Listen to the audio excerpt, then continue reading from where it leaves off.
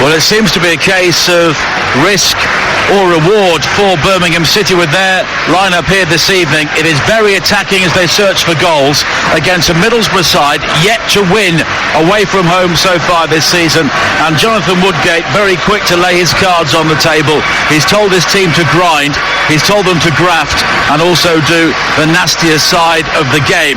Of course, they got rid of Tony Pulis. They wanted a more expansive approach, but in the short term they need points because, as Matt Murray rightly says, they are too close to the bottom three for comfort.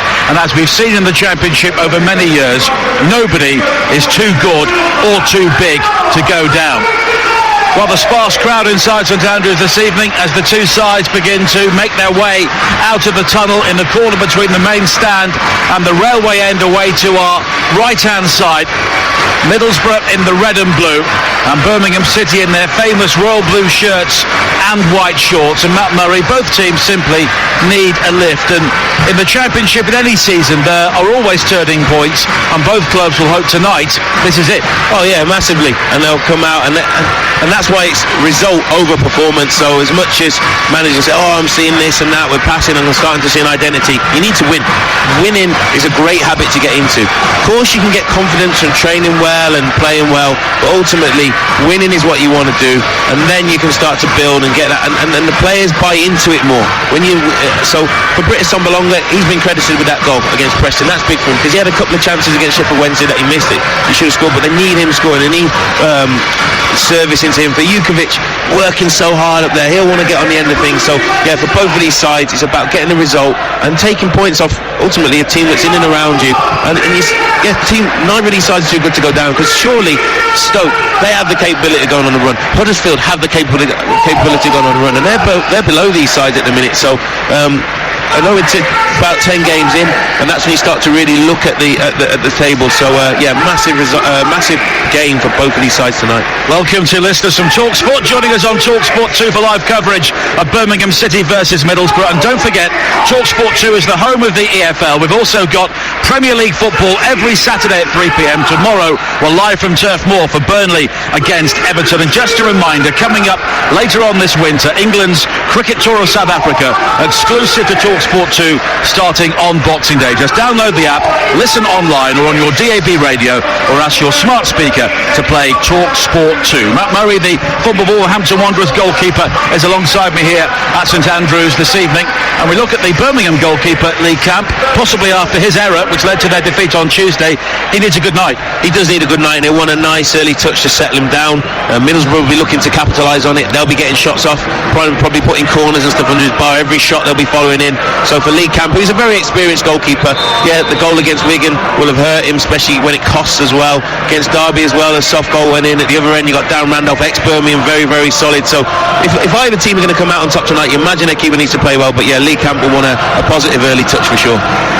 And here are the two sides for this evening's game. Two changes for Birmingham. Mark Roberts and 16-year-old Jude Bellingham come into the side. Jake Clark-Salter on loan from Chelsea and Gary Gardner are left out for Birmingham. They're both on the bench. It is Camp in goal, Collan, Roberts, Dean and Pedersen across the back.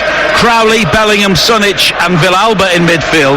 Jukovic and Jimenez in attack. For Middlesbrough, it's the same starting 11 which came from behind to draw 1-1 at home to Preston at the Riverside on Tuesday. It is Randolph in goal, Dijksteel, Ayala, Fry and Shotton the back four. McNair, Clayton and Howson across midfield. Tavernier, Assombalonga and Brown are the attacking three. And as Matt said, Britt Assombalonga has been awarded the goal from Tuesday night. It was originally given as an own goal, but he leads goals in his tally at the moment as he leads the line for a Middlesbrough side who have really struggled to score goals so far this season. Jeremy Simpson is our referee. We're about to get underway. Full commentary here on TalkSport 2. At St Andrews, it is Birmingham City against Middlesbrough. And it's Birmingham who will get the game underway. And this is a very big night for both coaches. Of course, a caretaker head coach, Pep Clotet, in charge of Birmingham City. Jonathan Woodgate in his first managerial role at Middlesbrough. He has the currency of being a hometown boy, but he needs results, and very quickly. The football weekend is underway here on TalkSport 2, the home of the EFL. And it's Birmingham City in the blue and white shirts attacking the railway end away to our right-hand side in the first half. And looking to build straight away, and looking at their line-up as Bellingham plays it wide to this near side, and it's quickly gathered, and a chance for Birmingham to try and be expansive on this near side. It looks possibly like a midfield diamond with Danny Crowley at the tip of that, maybe playing as the number 10 in a team full of them. Yeah, so it's just early. Yeah, and that might throw Jonathan Woodgate a little bit, because they're probably set up for more of a 4-4-2. See Bellingham getting on the ball, sitting just in front of the back four. He's trying to get on it and tick it over. But Middlesbrough at the moment playing quite a low sort of block, if you like, and not pressing too high to try and win it back. But this is a night where you have to stick to your task, stick to your job, win your individual battles, and it takes pride, desire, and then you earn the right to get on the ball and play. But yeah, if Birmingham do play this diamond, I've not seen them do that before. And here is Crowley now, who was signed from the Dutch Eredivisie at Wilhelm II, wide to the right-hand side, and Maxime Collin. He's got support from Ivan Sudic, who is basically the only defensive-minded midfielder in the Birmingham City four, strung across the field. Now Bellingham looks to bring Pedersen into the play, and then Pedersen rather sells Bellingham short, but he wires into a challenge, the 16-year-old, to quickly win it back. And here is Crowley once again, who looks to work it wide to this near side, and Collin. And now Crowley once again. Sunic makes the run towards the edge of the penalty area. Alvaro playing just in behind Jutkiewicz at the start of this game, as Sunic gathers for Birmingham City once again. Wide towards the far side, and they have been the dominant side in the opening 2 minutes here on TalkSport 2. Middlesbrough promised to be durable, and so far they are playing very, very deep, as it's swung wide by Sunic towards Collin on this near side, heads it back in field. Crowley has to backtrack and gather, then plays a good ball over the top for Collin down the right hand side. The ball swung across the penalty area, and the shot fired in, and it's a brilliant save from Darren Randolph. It was Fran Villalba who really caught hold of that on the volley, 12 yards out, and Darren Randolph somehow pushed the ball over the top. Wow, what a save. So good, as you say, playing this diamond or with the inverted wingers of Birmingham City, that's when your fullbacks have to get forward. Collin put the ball in. What a save. That is a brilliant save. He said the keepers have to play well if they're going to come out of him. Brilliant save. Crowley with the corner, high to the far post. Rising was Dean, but Middlesbrough will clear. But here is Sunic down the left. The cross there was blocked at the near post by Tavernier, and it will be a throw-in for Birmingham. But the home crowd here infused by what they've seen so far, with 3 minutes played at St Andrews on TalkSport 2, the home of the EFL. It's 0-0, but Villalba will be wondering just how he failed to score. But that is why Darren Randolph is probably the best goalkeeper outside the Premier League. A long throw in towards the near post, headed away by Shotton, and then Tavernier will try and bring it further clear, but Birmingham quickly win the ball back, and it's Villalba once again, who is a short, scurrying figure. It's a good ball to pick out Bellingham, and now wide towards Jutkiewicz on the right. Bellingham continues his run into the penalty area, but he's just held up by Fry. But the 16-year-old has been known to put himself about in his early days as a Birmingham City player. He comes back into the challenge on Fry and wins a throw-in for Birmingham down this near side. Yeah, and it's going to be another long throw into the box, and this is what Middlesbrough have to do. They've got to thank their goalkeeper first, but Villalba, great strike. He did everything right. He had to go for power there, but Middlesbrough got to stand firm. They've got the first contact on the first long throw in, the other corner in, and again Jonathan Woodgate's man, because if they're going to have to stand strong, because Birmingham go ahead, that will give them a massive lift. But nearly a dream start there for Birmingham. What brilliant goalkeeping. Roberts with a high long throw into the penalty area once again. Birmingham have missed those when he's been absent due to injury, but it's Fry again who was able to nod the ball clear, and both Robbie Keane and Jonathan Woodgate are urging Middlesbrough to get out as quickly as they can and head up towards the halfway line. Woodgate in the club suit, Keane as befits the assistant manager in the tracksuit. As Clayton plays it back in field, but it's given away. McNair was rather sold short by the pass. Here is Villalba once again for Birmingham, and now Bellingham just slips as he rides the challenge of Clayton, and Middlesbrough clear the ball away on this near side. We played 5 minutes at St Andrews. You're listening to Birmingham against Middlesbrough in the Championship on TalkSport 2 with Screwfix, proud partners of the EFL, trusted by the trade for 40 years. Matt Murray. Yeah, well, just as you said there, Robbie Keane is screaming at the Middlesbrough team to get up, because if this Birmingham City team are a bit fragile, lacking in confidence, why are you sitting off them and giving them the time? Because they're going to grow in confidence. They've already had had one chance, which was a fantastic save. They're putting long throws into your box. They're putting corners in. You need to get up amongst them. And there it would have been another attack for Birmingham. But for some reason, Colin, who got forward, brilliant to put across him before. When Villalba was looking for the fullback to commit forward, he wasn't there. But so far, Pep Patet will be very, very happy with his side start, but just can't believe that they're not ahead. Randolph clears long downfield, but it was aimed in the direction of Assombalonga, but it drifts beyond him out of play at the Tilton Road end, and it will be a goal kick to Birmingham City, and Assombalonga has gone up to 4 goals for the season today, thanks to the dubious goals panel, who adjudged that the own goal scored by Darnell Fisher on Tuesday for Middlesbrough against Preston was Assombalonga's, and well, not sure what they saw really. Well, he did. When I was at the game live, and I gave it as an own goal. And not only because Assombalonga seemed to give it an an own because goal. Assombalonga didn't celebrate, and if you're a striker, usually you wheel away trying to claim it. But after the game, Robbie Keane and Jonathan Woodgate were adamant it was Britt Assombalonga's goal, so they wanted him to have it. They want him to, for a striker, especially Robbie Keane, he knows what it's like, wanting goals and growing in confidence, and they need him firing. But I just think that Middlesbrough have got to stay somewhere, try and get in and around the top half of the division, and then have a good transfer window, because I don't feel at the moment they've got enough options off the bench, and tonight they've started poorly, and I think some of that might be that they put a lot of energy into that Preston game. They made 4 changes, and players who haven't played loads, and it's a quick turnaround. But Birmingham definitely made a better start in this half. McNair's been fouled on the far side. Jeremy Simpson, the referee, has given a free kick to Borough, wearing red shorts, or rather red shirts and blue shorts this evening, rather like York City colours, as the free kick is played quickly down the line, looking for Tavernier. Bobs and weaves into the penalty area. Tavernier continues, but it was Bellingham who makes the challenge, and the home crowd really appreciate that. Of course, any home crowd will always give homegrown youngsters an opportunity to flourish, as Sunic plays an excellent ball wide towards this near side. Now Collan coming forward from fullback again. Crowley in field. Jukovic waits on the edge of the penalty area. Collan goes beyond shot and high cross into the penalty area, nodded away by Fry. Sunic will try and get there on the edge of the penalty area, but it's quickly cleared away by Brown, but then the Croatian does well to win it back. Here is Bellingham wide towards the far side, and Pedersen. And Villalba had the opportunity to try and take on Dijksteel, but goes back towards Pedersen, and in the end here is the Birmingham captain, Harley Dean, with 7 minutes played on TalkSport 2. Don't forget tomorrow a double bill in game day. Fulham against Charlton at 12:30 from the Championship, followed by Burnley against Everton at 3. Jukovic now inside the penalty area, controls the ball on the chest, tries an acrobatic volley, but he was quickly challenged by Fry as the ball dropped, and it bobbles harmlessly into the arms of Randolph. Yeah, good play, wasn't it? Good build-up play again from Birmingham. So every time Middlesbrough get it, Birmingham straight onto them. They don't get any passages of play. They're winning it back. They're having good control possession, up in the tempo when they want. The full-backs for Birmingham City providing very, very good width. I wondered how the 2 in there of Birmingham would get on against the 3. Well, the Diamond has countered that problem.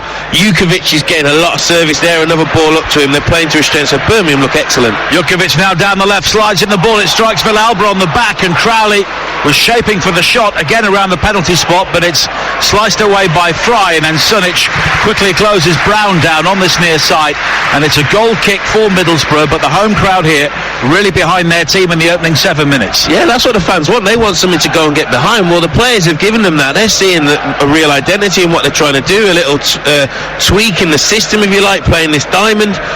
We didn't expect that, did we, to see them? And it's thrown Middlesbrough a little bit. They're not getting to grips with it. They're not sure how to press. They're not sure how to stop the service into the fullbacks. And they'll have seen as well that Middlesbrough got hurt with a lot of crosses into the box against Sheffield Wednesday. Stephen Fletcher it was. Well, big Jukovic is in there, and it just seems like they're trying to get the width and put balls in as soon as they can and get onto them. So second balls, first contacts, and again straight onto the ball again. With brilliant from Birmingham. Collan now comes in field from the right hand side, back out wide towards the right, and Bellingham, who digs out the cross in towards the near post area, headed away by Fry, who's been very busy so far in the opening 10 minutes. Bellingham again, who was a very tall upright runner, finding Sunic back towards Bellingham, who swings in the cross high to the far post, and the header this time is wide. It was Jimenez who leapt at the near post. Jukovic coming in behind him may have been the better option, but from that sort of situation, the Spaniard entitled to go for goal. But when you do your coaching badges, you get given themes: defending from crosses or scoring from crosses. And this is what it's like. It's like a phase. Every time Birmingham are getting it, they're just getting the ball, getting into the areas, delivering. But credit Middlesbrough, because they're well drilled as well. They're very organised. They're getting the first contacts. They're covering all the spaces. But Birmingham are just trying to put those balls in there, delivering. Bellingham sometimes creating an overload out here. And Jonathan Woodgate said he wanted to see fight for his team. Well, they've got no choice at the moment. They're having to defend. His back's against the wall stuff. Jimenez chasing again. Ayala rises to head the ball away. On the far side, the Birmingham left. Jimenez was caught then by Dijksteel as the Dutchman looked to bring the ball clear for Borough, and it's a free kick for Birmingham on the far side. Birmingham with 4 wins, 1 draw and 5 defeats so far this season, including 3 successive losses, and they've only scored 9 goals in their 10 games, and 5 of those have come here. Middlesbrough with 2 wins, 4 draws and 4 losses, yet to win away from home. Free kick for Birmingham. Swung high towards the far post. Roberts rising, nods it down, and it's a brilliant save again from Randolph. Almost an own goal inside the area. It was Johnny Howson who nearly deflected the ball beyond Randolph again, who somehow arched his back to turn the ball over the top. Because it came off his own player makes it an even better save. But again, a set piece, but a needless free kick to give away. Birmingham deserved to be ahead here, but another fantastic save from Darren Randolph. And the corner, an in-swinger. It's Bellingham who was shaping for it, and it's helped clear as far as Sunic on the edge of the penalty area. He goes back towards Collan, and now wide towards the far side, and Villalba. Crowley will shape for the cross and comes infield, and he fires the ball in towards the near post, and Randolph this time down on his haunches makes the save. Well, Darren Randolph kept 19 clean sheets last season. He was unbeatable in the opening months of the season under Tony Pulis during the previous campaign, and the form so far in the opening 12 minutes has been an echo of that. Well, I said against Reading, he won them the points, okay? It was literally towards the end, Darren Randolph versus Reading. Well, those 2 saves he just made, for me, are top draw. They grace any division, Premier League, whatever, top draw saves. But then what's pleasing to see from him, when that shot came through bodies, how tidy he was. And he realised his team was under pressure, so he calmed it down, squeezed them up the pitch, and that's why he's such an experienced goalkeeper. And I don't think they did great business in the summer, but one of the things they did do well was keep hold of Darren Randolph, because he is a top keeper. But Middlesbrough will not believe they're still in this game, because they should be behind. Sombolonga inside the area, looking to juggle and control the free kick from Clayton on this near side, but Maxime Collan will clear, and then Jimenez does well to rise above Shotton, and he concedes a good deal of height to the Borough defender. He nods it back infield. Crowley, though, is quickly closed down by Brown, and it will be a throw into Birmingham on this near side. And goal scoring has been a real problem for both teams, a combined 19 in 20 league games so far this season. At the start of the previous campaign, Birmingham were playing well and couldn't score, and the start of this game has been echoes of that. Well, exactly. They couldn't really do much more. Their set-piece delivery's been good. They're building from their back. Their crosses in. Their desire. They're winning the ball. Pressing. Everything about them is brilliant. They've just met a goalkeeper in inspired form. Now Pedersen charging into the penalty area, tries to lunge and cross in, but it was quickly closed down by Tavernier, and the ball squirts into the 6-yard area, where it's gathered by Darren Randolph once again. And Lee Camp has been unemployed at the other end of the game so far, and after what happened to him with the ball squirming under his body in the latter stages of the game against Wigan to give Paul Cook's team the win, he would like an early save.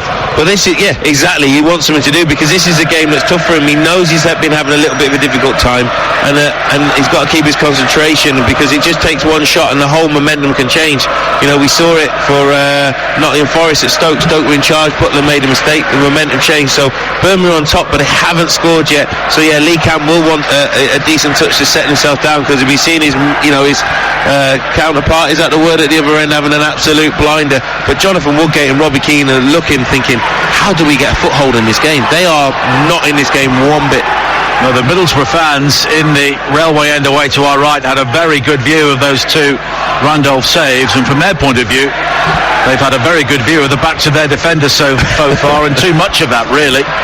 As Shotton has the opportunity to launch a long throw on this near side, and it's flat onto the chest of Sombolonga, who has 6 goals in 6 games against Birmingham throughout his career. On this occasion he handles, and it will be a free kick for Birmingham City, which Mark Roberts will take. Jake Clark-Salter, the Chelsea youngster, on the bench this evening.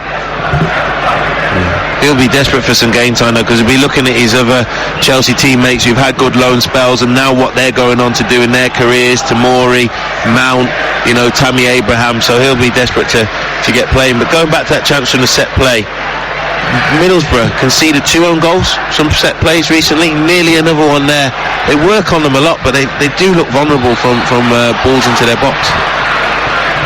Free kick's been conceded for a challenge on the far side on McNair, so Middlesbrough will have a free kick on the halfway line. They were 4-1 down before half-time against Sheffield Wednesday at the Riverside last week, but they were better against Preston, and Jonathan Woodgate said he was happy with the performance, but the way he's been talking tonight, or before tonight, about grafting, grinding, doing the nasty things, being hard to beat, it looks like he's pitching in for what could be a very long, difficult winter.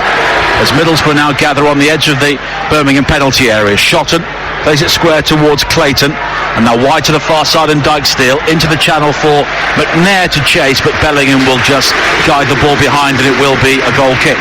Yeah, and the fans getting behind, loving Bellingham, because I think he's got forward well, but he's done his defensive duties really well. But yeah, Jonathan Woodgate is... Look, he's been a coach for a while now. He's had a fantastic playing career. Obviously, Robbie's assisted Mick McCarthy, but this is new for them now. In this role, this team, this coaching team, trying to get results. And people sometimes criticise Pulis, Allardyce, Mick McCarthy at times. But, end of the day, they get results, and you have to work with what you've got sometimes. You have these ideals of how you play. Sometimes you have to get a result, and that is given by hard work and sticking in. So you can't fault his team's effort. But is that Jukovic has gone down there? He just jumped, and I'm not sure what he felt. It didn't look like any contact. But yeah, going back to Middlesbrough, they just need some results, and then you can start, especially in the international break, maybe working a bit more at the coaching. But his side have not got going tonight. Well, Jukovic seems to be okay, and as Matt was alluding to before, much of the transfer business was outgoing during the summer. Aidan Flint, Stuart Downing, Martin Braithwaite and John Obi Mikel were all departures, and while some of those probably had reached the end of their usefulness for Middlesbrough in the situation they were in, they did have experience, and they did have that sort of know-how which you need anywhere in the Championship. As Middlesbrough look to come forward now, but it's given away on the far side and laid forward into the path of Jimenez, and now Pedersen plays it down the line looking for Jukovic, but Middlesbrough will clear, and now Assombalonga has the chance to break down the right-hand side, but it's Sunic who gets back, and it's a very good challenge from him to just ensure Assombalonga couldn't find Tavernier. Jukovic now flicks on looking for Jimenez, and Sunic, who has been really busy, looks to close down Johnny Howson, and then Bellingham was caught. A late challenge from Clayton, who is quick to apologise to the 16-year-old, but it's a free kick for Birmingham on the halfway line. Yeah, so just when Middlesbrough thought they're going to get going, maybe some bodies forward, brilliant tracking back there from Sunjic, and he scored a great goal, didn't he, at Derby, that strike from the edge of the box, but his out possession work there was excellent, and then credit Bellingham there as well. Didn't roll around, did he? Just got himself up and got on with it. 18 minutes played. Roberts heads the free kick into the penalty area. Fry will nod the ball away at the far post, and now Brown will try and keep it in play. There's a shoulder charge between Brown and Sunic, and it will be a throw into Birmingham on this near side. And last Saturday, in many ways, summed up Birmingham's season so far. 2 down, they came back to 2-2. Jukovic missed a penalty, and then they conceded a late winner against a side who by any standards had a pretty poor week. Yeah, very difficult week, and showing great character to come from behind to get back to 2-2. But yeah, that penalty was a massive moment, and but some of the defending from Birmingham was poor as well. Now Crowley on the edge of the penalty area, finding Collan to his right, and he goes for goal, and he rather sliced it right-footed over the near post, and he had better options infield. I think that's the first time Birmingham got into that final third and made the wrong choice. As you say, better options in the middle, 3 or 4 blue shirts up there in the middle, and he slashed at it. But again, credit Birmingham, because they're getting bodies forward, but what what I'm noticing from 2 set plays now, Shotton's not small, but Roberts is beating him in the air and heading the balls back into dangerous areas. That's where the 1K chance came from when Randolph made a brilliant save. Another chance came from it, obviously a few minutes ago when he headed it back across. Another dominant header there from Roberts, winning a ball against Sombalonga. So I'm sure that Jonathan Woodgate might look at something like that and saying to Ayala or Fry, when the set piece is there, you might have to swap over. One of them deal with Jukovic, but the other one has got to go and help with Roberts, because even though Shotton's not small, Roberts has definitely got the beating of him. 20 minutes played, 0-0 on TalkSport 2, the home of the EFL at St Andrews, and what is a very mild, still evening. I've got the winter coat out for tonight, having seen the weather earlier today, and it's not as cold as I thought. Well, it's not cold, basically, as Colin is challenged by Brown. Midlands. This is what the Midlands like. It's not. What was the word you used before? Autumnal. Autumnal, yeah. Yeah, but now it's winteral. No, winteral's not a word, man. Stick to the punditry, mate. Throwing for Birmingham on this near side. This time Colin opts to take it and not leave it for Roberts to try and throw it long. And Crowley plays it back into the path of Colin again, who will take on Shotton, and the cross is deflected off Shotton, and Randolph does really well again to readjust his feet. That ball was looping over his head, and he palms the ball over the top for a corner. Horrible one for a goalkeeper. Bodies might be coming in on you, it spins, you sometimes lose it in the lights, but the word you use there, moved his feet so well. That's what he had to do, move his feet, stick with it, and make the decision early, I'm going to tip this over. But another set piece going to come into Birmingham City's, into the Middlesbrough box. Lots of corners, piling on the pressure, but good goalkeeping again from Randolph. Crowley will take the corner on the far side, the Birmingham left.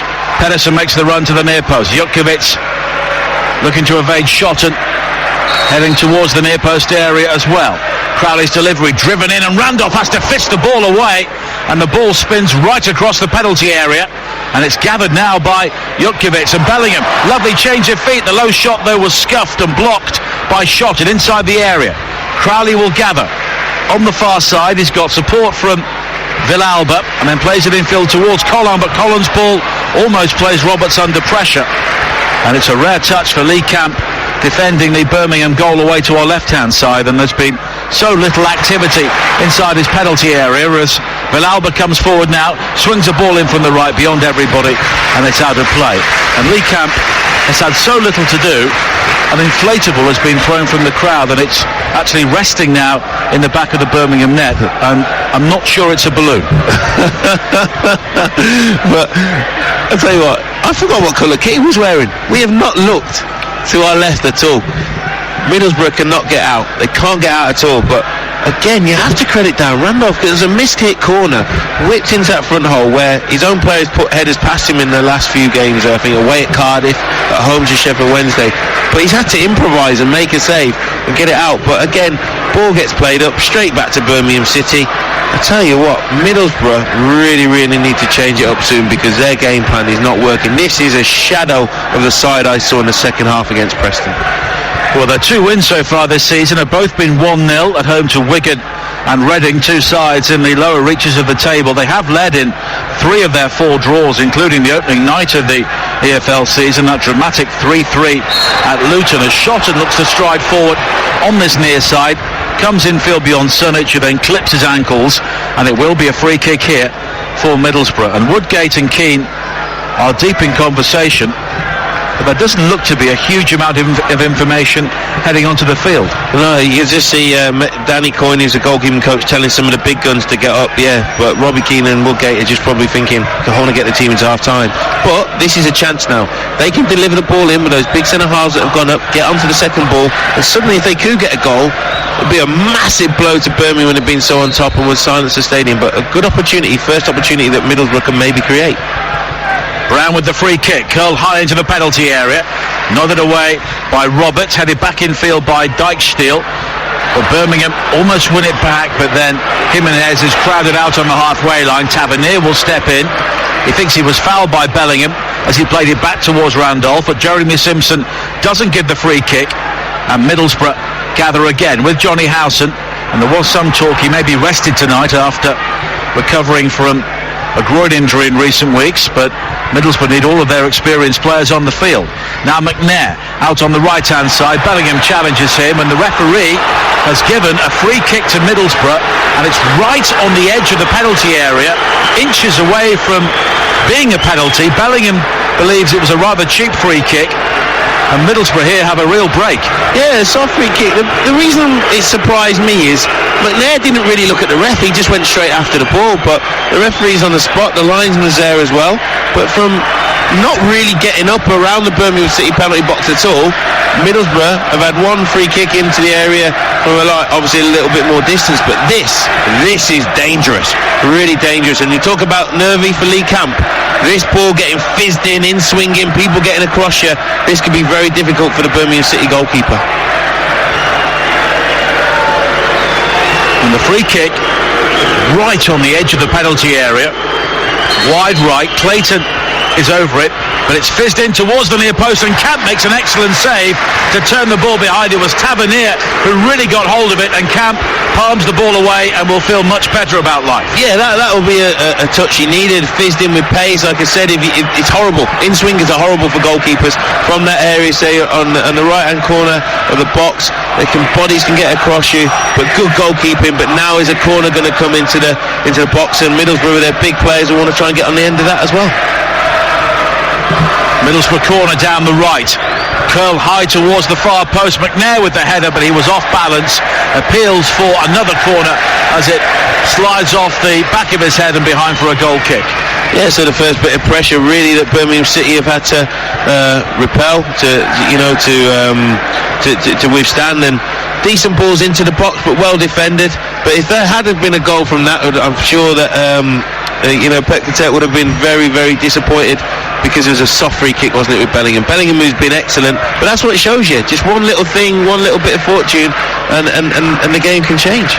26 minutes played on TalkSport 2. Birmingham 0, Middlesbrough 0 on the home of the EFL. And it's won well by Jimenez on the far side. Robin Dijksteel burst into the penalty area. Villalba was almost there. Fry with a clearance which was up rather than away, and it's quickly regathered by Birmingham. Pedersen down the left, infield towards Bellingham, and now Crowley given the opportunity to turn and play in Collan, and Collan now has space. Can he go beyond Shotton? It's back towards Crowley again now, brushes aside Brown on this near side, the right, heads towards the byline. The cross though is eventually charged down by Brown. Crowley looks to recontrol, slips, and it's a goal kick. Yeah, I thought he might have let the ball go out there, because it would have been his ball, so go out for a throw in and play. But good play from Birmingham City again. They've worked the system really, really well, got the fullbacks forward well, but it all came from Dijksteel, Anthony Dijksteel, taking too long. If you're a Middlesbrough point of view, but if you're talking about from a Birmingham City point of view, what desire from Jimenez to go and chase him, get that ball back, and that's what's setting the tone. So these Birmingham City fans will be delighted with the effort and the work rate, and also the quality that their side have put in. Every single ball that's gone up to British Sombalonga, Mark Roberts, bang, have it, I'll head that. And they're the sort of things that you need that drive your team on. 28 minutes played. Don't forget tomorrow, 12:30 kick-off from the Championship on TalkSport 2. Fulham against Charlton. And then at 3 o'clock from the Premier League as part of game day, it is Burnley against Everton. I'll be alongside Perry Groves at Turf Moor. Over on TalkSport at 12:30. Rishmin Chowdhury and the team will bring you Brighton against Spurs. Adrian Durham has all the goals as they go in Game Day Live. And then Clive Tildesley behind the mic once again for West Ham United against Crystal Palace. And there is live football across the TalkSport network every night of next week. Monday and Tuesday, it is leasing.com trophy action. Bolton against Blackpool, Sunderland against Grimsby. On Wednesday, Germany against Argentina. Thursday, big night for Scotland away to Russia. And on Friday, I'll be in Prague as part of our team as England take on the Czech Republic in the Euro 2020 qualifiers. Live football every night next week on your home of football, TalkSport and TalkSport 2. We still await the first goal here at St Andrews as McNair comes forward on the far side. Bellingham again showing plenty of energy to track his run. And now Clayton goes back towards this near side, and Fry, Shotton providing the width. And now Fry again, midway inside the Birmingham half, and for the first time in the game, with nearly half an hour played, Middlesbrough beginning to show some ambition and open play. Here is Tavernier, almost threads it through towards Brown on the edge of the penalty area, but Crowley can bring it clear, but he's been a bit lightweight so far, and he loses out in the challenge. And here is Shotton finding Brown. Brown looks to go beyond Collan towards the edge of the penalty area. Collan, though, quickly tracks back and does well to scoop it down the line, and Birmingham clear. But then Jimenez tangles with Clayton, and it's Clayton who comes away with the ball. Jimenez momentarily wins it back. Shotton plays a ball in the general direction of Assombalonga. McNair gathers on the edge of the penalty area. He goes down again. Bellingham loses out, and eventually the referee has given a free kick for a challenge by Assombalonga on Dean, which was some way off the ball. Yeah, it was a bit off the ball. I didn't even actually notice it. So but the referee was adamant, and the Assombalonga didn't really argue.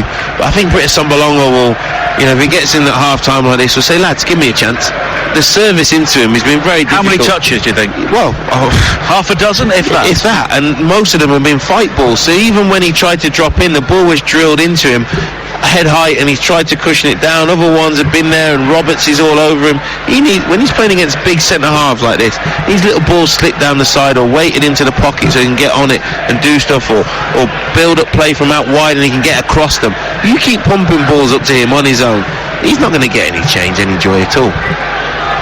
No, Assombalonga, he does work the channels, but he really comes alive inside the penalty area, and when you're on your own, it is very, very difficult. Now Villalba fighting Sunic, and the former Arsenal Academy graduate Danny Crowley takes over again. Collan dabs it down the line, but then has to chase it himself. Shotton gets there first. Shotton goes to ground.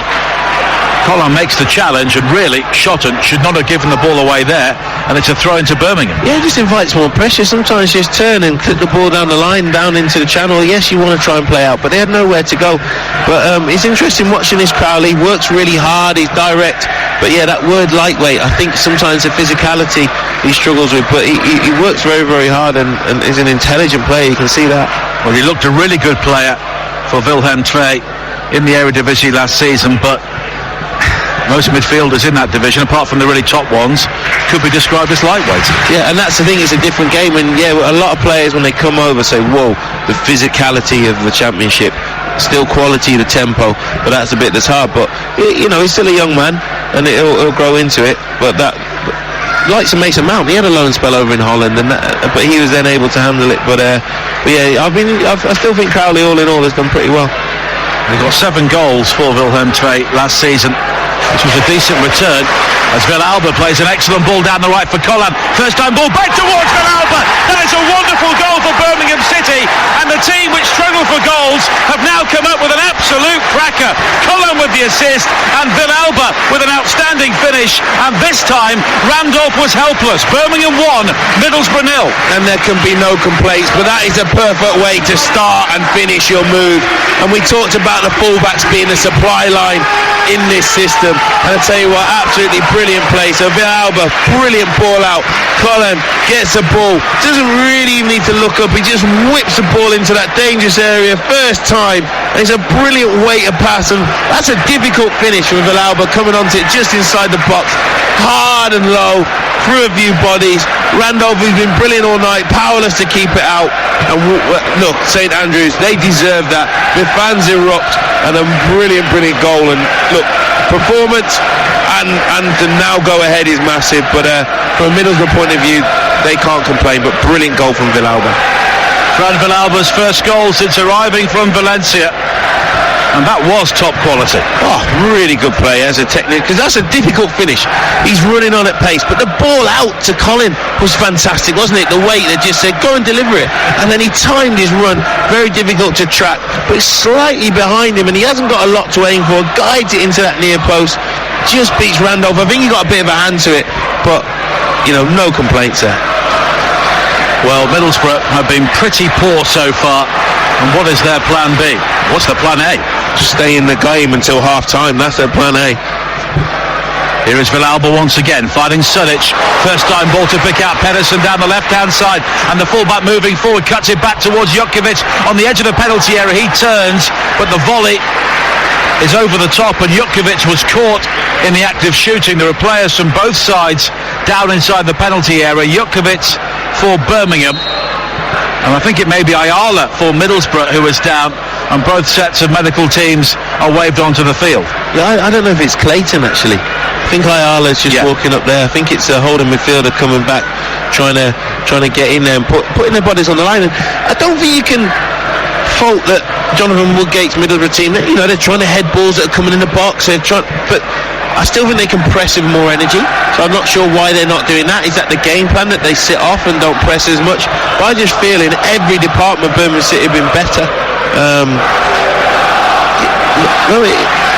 Is it? No, it's not. No, who's it down there? I think it is Clayton. But yeah, I just think Birmingham City, the way they're working the extra bodies in the midfield with the diamond, the width provided by the fullback. But then when the fullbacks get there, especially down this right hand side, they're causing a lot of trouble. But I like Pedersen, he's a good player as well. But you have to commit bodies forward, you have to make the right selections. And apart from one ball that Collins put behind, the rest of the balls into the box have been very good. The long throws have caused trouble, the corners. And look, if Birmingham City were 2 or 3-0 up, I don't think anybody could argue, because Darren Randolph has been unbelievable. But that was a fantastic finish from Villalba. And look at these Birmingham City fans, Nigel, and listen to them.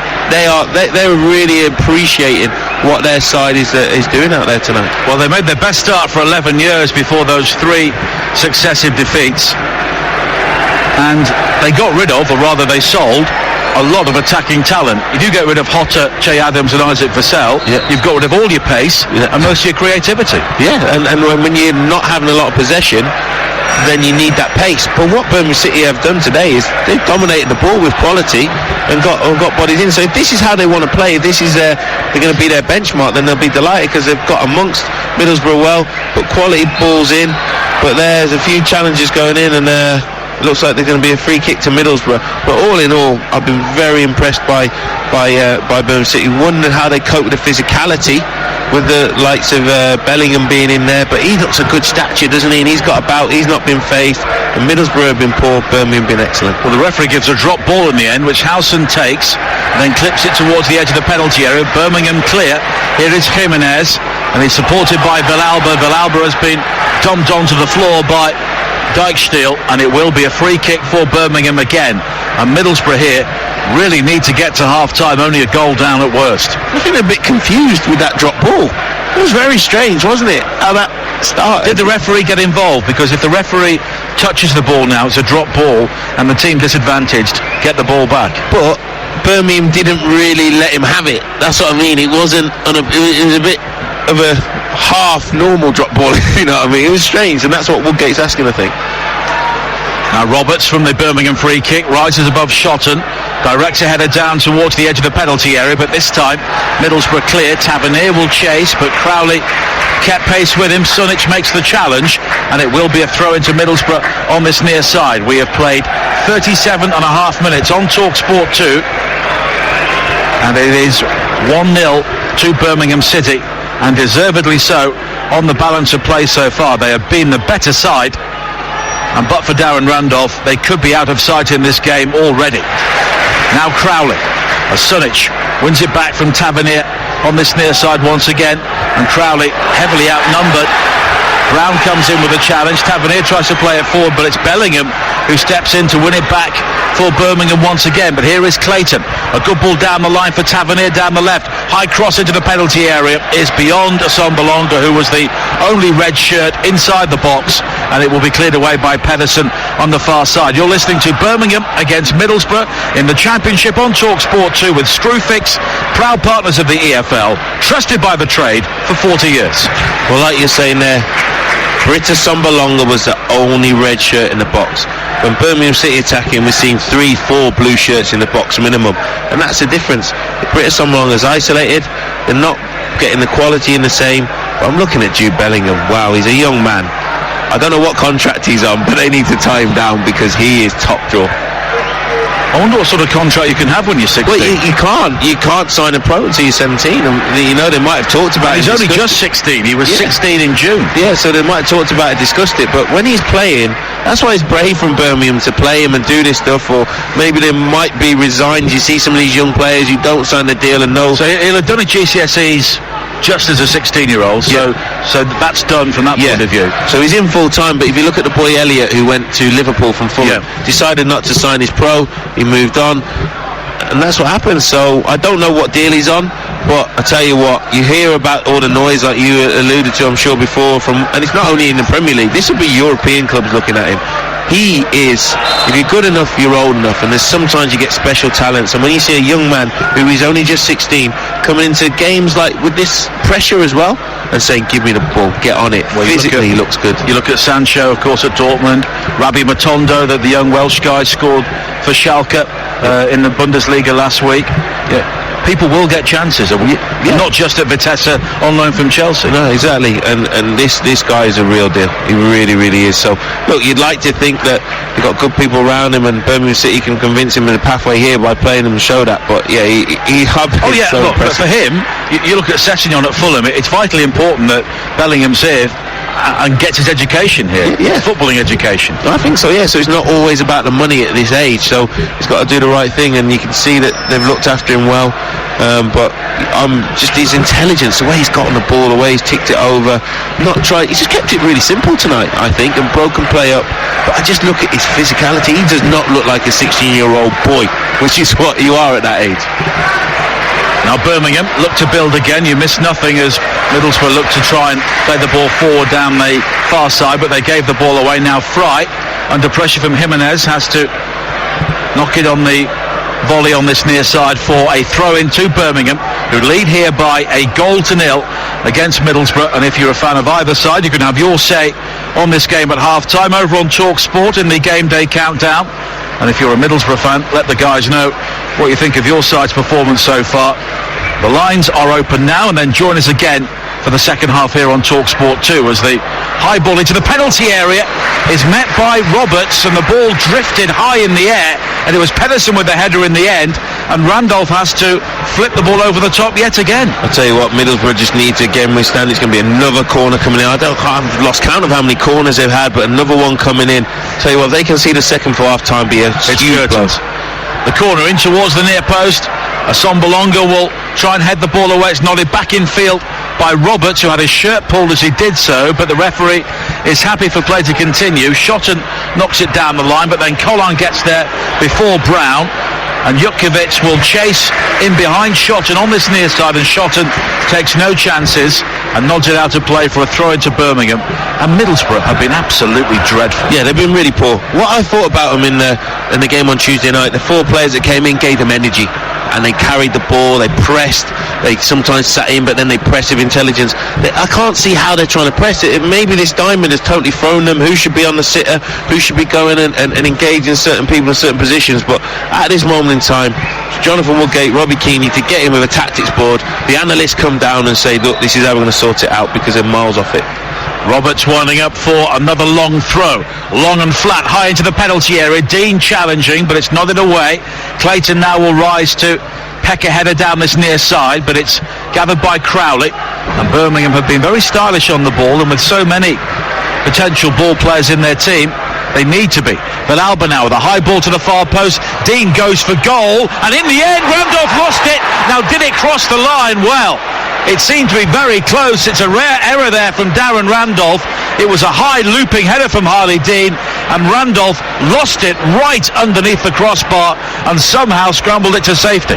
Yeah, you say a rare error from Randolph, but luckily for him, he deserved that, I think, because he's been the one Middlesbrough player who would come out of this half and go, do you know what, you got a bit of credit. I think Dale, well, his goal line technology in the Championship, so clearly has gone over, and he deserved, but he went through his hands, didn't he? He should be dealing with that. But again, it was another ball in, and that's what I think. Birmingham mixed it up well. When they've had to press, they've done it. When they chase things, they've done it well. But there's long throws, they've got balls, they've got headers on it, and corners look a problem. But the goal was real quality. So I think the whole blend of Birmingham City's performance has been excellent. But for Middlesbrough, there's no intensity to their play, and Birmingham will be delighted with how this is going. The only thing they will be disappointed with is they're only one up. Well, they are sleepwalking towards the bottom three if they're not careful, Middlesbrough. No question about it. Pedersen coming forward, but it's only 1-0, and we have a minute of normal time to play in the first half. Now Crowley, 25 yards out in the central area for Birmingham. Wide towards Collan, down the right. Collan will look to break into the penalty area once again. Has Crowley in support. He goes beyond shot and the cross is deflected, but it's gathered by Jukovic and it's fired towards goal. It's deflected and just wide. It was Bellingham with the effort, and it took a deflection off a Middlesbrough player, spun across the penalty area beyond a wrong-footed Randolph and just beyond the near post. This right-hand side is just causing right-hand side for Birmingham, left-hand side for Middlesbrough. They're getting a lot of joys coming for Birmingham down this side. And Shotton, he's there, he's big, he gives that size. But Bowler, if he came on, he's more better defending 1v1. And yet another corner into that box, but a lucky escape from Middlesbrough there. Villalba will take it now, an out-swinger on this near side, high to the far post. It's cleared away as far as Sunic, who drives it through. It takes another deflection, and it will be another corner here for Birmingham, pushing hard for the second goal on the stroke of half-time. There will be a minimum of 2 added minutes, and at the moment Middlesbrough looking very vulnerable in the added time. It's relentless, isn't it? Relentless sustained pressure from Birmingham. Credit them bodies in the box, and another corner going to come in.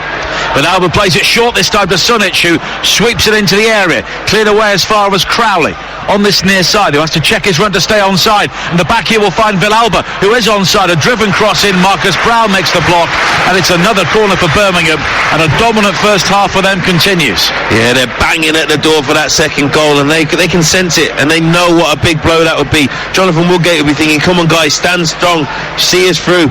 Pet Cotet will think, you can get that second one. Wow, this will be a massive moment for us, but pressure. Villalba's corner again, in towards the near post area, nodded away by Clayton. Crowley does well to nod it back towards Villalba. Clayton then is closed down by the Spaniard. The final touch was off Clayton, and there'll be one final opportunity here for Birmingham to launch another long throw into the penalty area. Harley Dean, the captain this time. Crowley comes short, but Dean will look to go longer, arches his back in towards that near post area, back towards Dean, who drives in the cross, shot and blocks, corner again. This is going to be a record for corners in quick succession. They're just one after the other, but at least Jonathan Woodgate will be saying his team have defended them well, because against Sheffield Wednesday they were miles off it. Against Preston they're a lot better, but they're just hanging in there. As a away team, you've got to see us out. Villalba again, a deeper corner this time, high to the far post. Bellingham with the header across the face of goal. Pedersen's header is off the crossbar, and somehow Middlesbrough scramble the ball away. Oh my days, this goal is leading a charm life. Hit the woodwork again, and this will be where Birmingham City will be thinking, how much more dominant can we be? And that'll be the one bit that maybe plays in the back of their mind, thinking, oh please don't come and do us again, because we've been so good. How they're not 2 or 3 up is beyond me. That would not flatter them in any way whatsoever. Roberts now with another long throw on this near side, high towards the far post. Middlesbrough really need the half-time whistle here. It's cleared away as far as Villalba, and there is the half-time whistle. And it's no exaggeration to say Birmingham could be 4 goals up here. Darren Randolph has been superb for Middlesbrough. 2 truly world-class saves early on, but he was beaten by the shot fired in by Fran Villalba after 33 minutes. Even then, Randolph almost gifted Harley Dean a goal before Pedersen hit the crossbar on the stroke of half-time. And Matt Murray, if you're Jonathan Woodgate, what on earth do you say? What you do is you walk in, let your players get in there, listen to them a little bit, take your time, let your analysts come down who might be seeing stuff from up high as well, who should know how you play and what you want to do. Take the positive that you're only 1 goal down. That is the only positive for me that Middlesbrough can come out with. Look at it, right, where are they hurting us? You'll have in possession, out of possession people looking at set pieces. What can we do? How can we get back into this? Look at your bench, look at your tactics. Why aren't we pressing? How are they allowed to get this service into Max and Colin on it? That's the bit that's hurting the most, the fullbacks. So how can we do that? How can we tinker with it and change the system?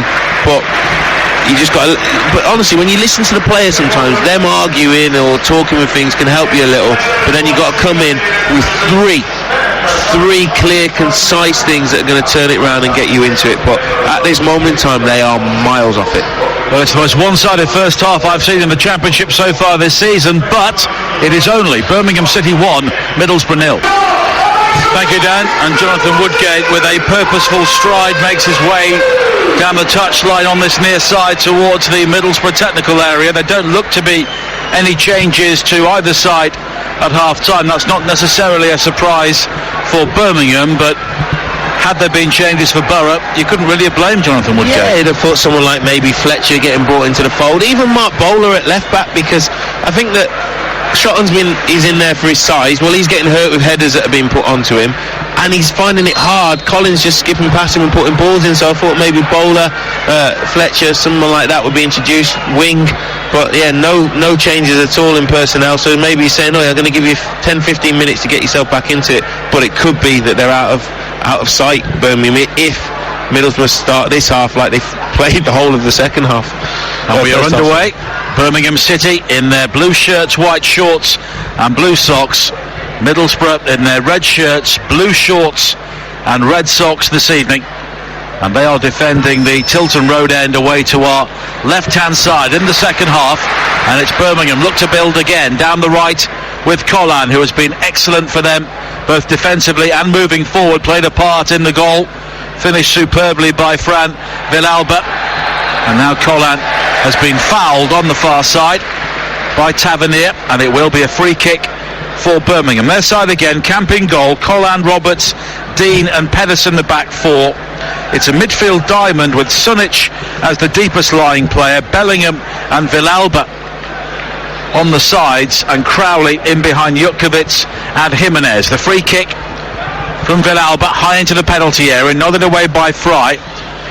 Now Sunic plays it wide to this near side, and Harley Dean, who produces a very smart turn to release Pedersen, but his low ball down the channel is blocked by McNair, and it will be a throw-in for Birmingham once again. And Mark Roberts comes across to this near side to take it, and he does have a prodigious long throw, and he very carefully wipes the ball on his shirt on what is a dry, mild evening here in the West Midlands.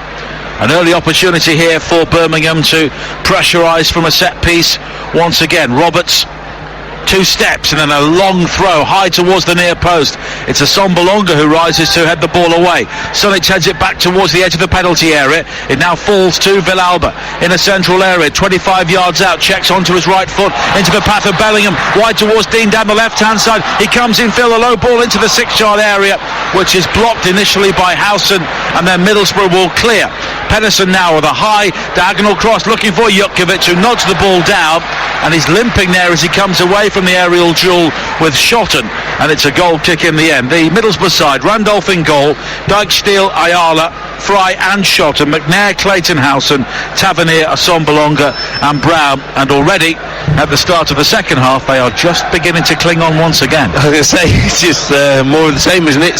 Usual service resumed, and I think what's hurting Middlesbrough as well is at times it's a diamond, but other times Bellingham and Sunjic are sitting as a 2, and then the Villalba and Crowley are coming in as 2 10s as well. Do you know what I mean? So they're finding it hard to pick them up. So it's sort of like a box in that midfield. At times it's a diamond, other times it's a box, and it's very, very fluid.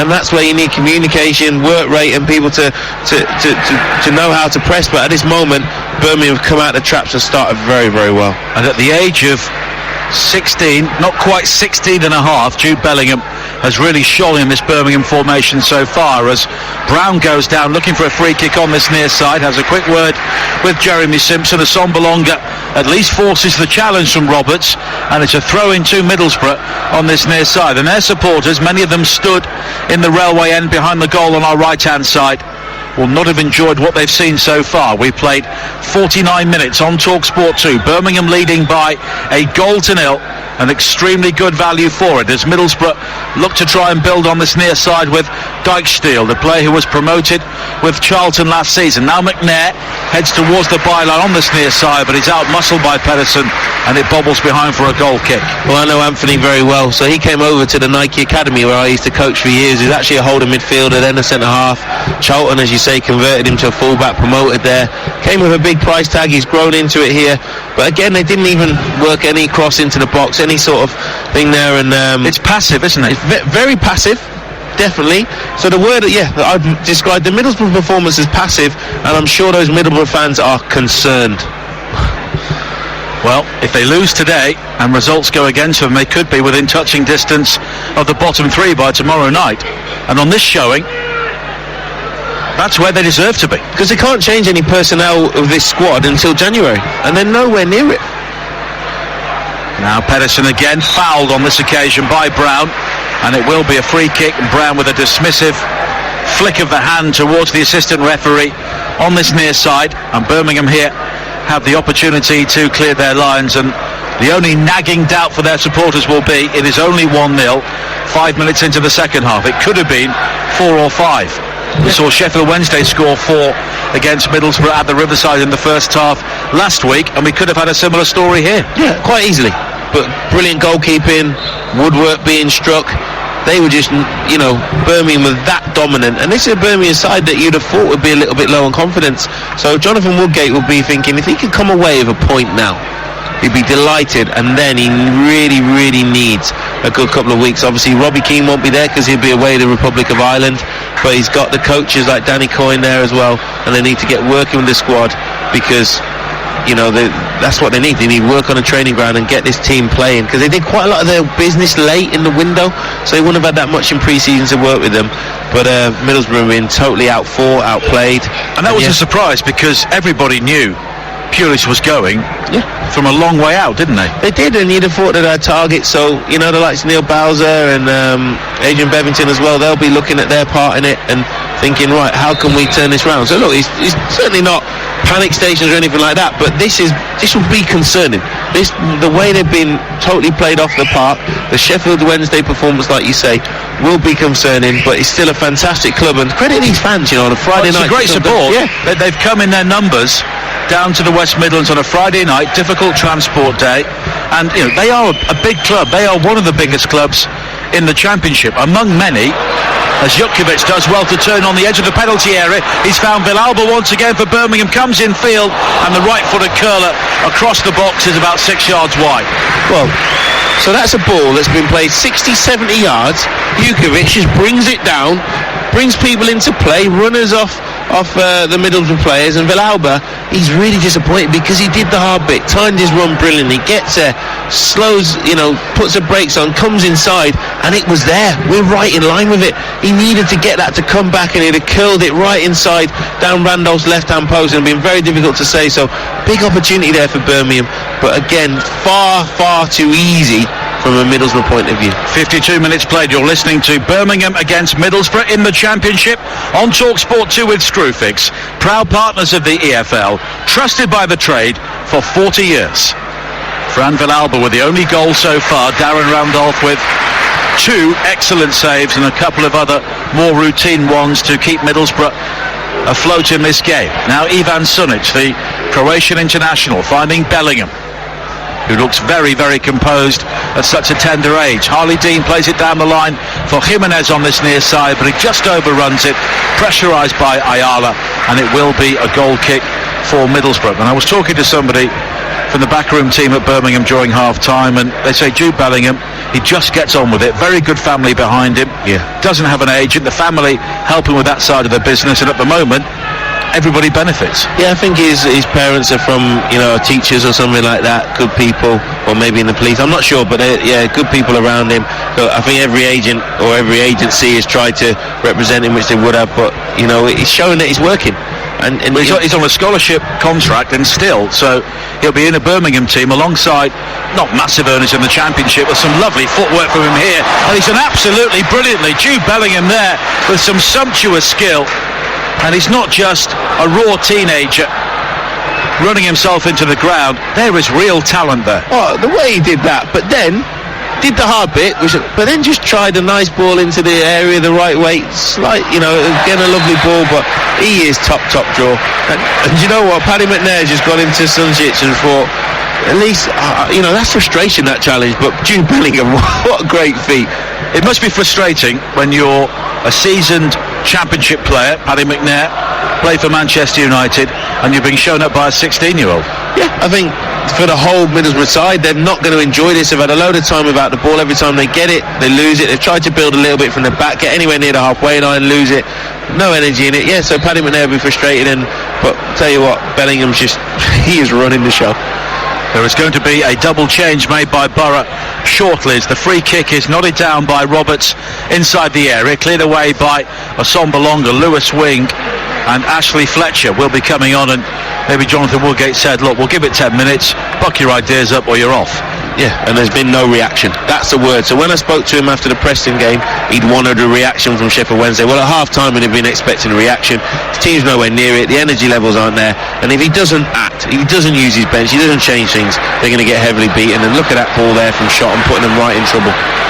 It's Jutkiewicz inside the penalty area. He fires in the shot, and it's some way wide in the end, but it took a deflection, and Middlesbrough once again playing themselves into trouble. Ryan Shotton is having an absolute nightmare here tonight. Former Birmingham player, of course, and it's another corner for Birmingham. But he's experienced, so you called it in the first half. Can you remember when he was down in front of us here, and he could have cleared it, played himself into trouble? You know that long throws or whatever are going to come short. There, he could have cleared it, poor ball, and now they've got to defend the corner.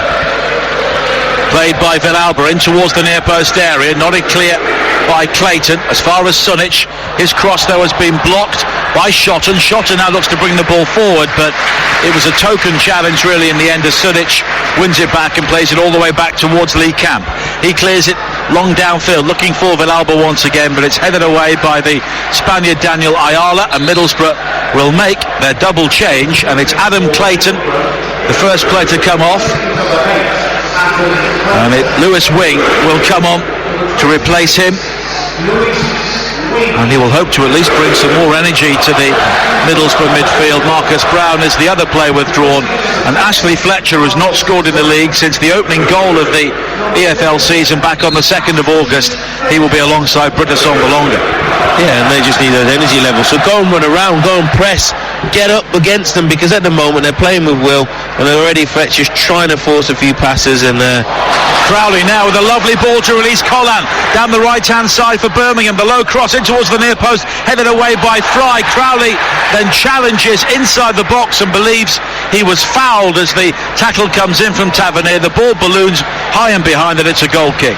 Yeah, but again, down that right-hand side, they're not tracking. They're being shredded. They've been, honestly, everyone's going down there, and that's where, Jonathan Woodgate will be learning from this. But again, players need to work it out on the pitch. But they should have, in that 15 minutes of half-time, been able to come with a solution. But at this moment in time, it's not working. But the energy levels aren't there. Ayala's clearance only finds Bellingham now on the edge of the penalty area, threaded through towards Crowley. Cut out though by Shotton, and then Dean will rise above Assombalonga. And Middlesbrough had so few numbers up there. Dean actually glances ahead, a back in field, which was usually a dangerous move, but Roberts was the only player stood there.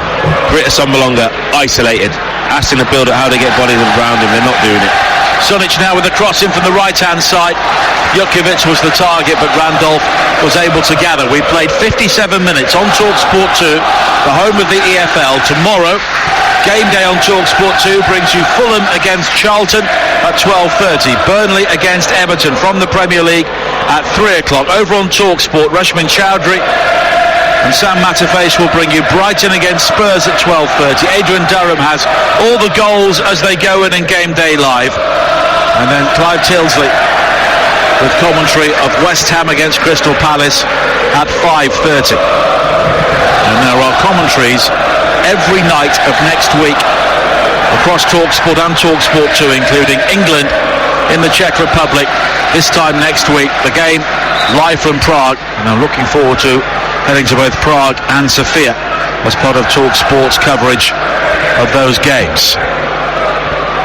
Now Ayala plays it square towards Dale Fry, and Middlesbrough trying to create, but there is so little movement. They have a 4-3-3 now as Assombalonga does make the dart towards the edge of the penalty area. Dykestil plays a low cross in, aimed for Fletcher, but it's quickly cut out, and Dean looks to step out now, and Dean has fouled McNair, and it will be a free kick for Middlesbrough midway inside the Birmingham half, and it's taken quickly. McNair with a high cross towards the far post. Collan will guide it behind, and it's a goal kick, and Shotton in front of the Middlesbrough fans shows his frustration as the ball heads behind for a goal kick, and one or two Middlesbrough players are getting the bird here from the supporters.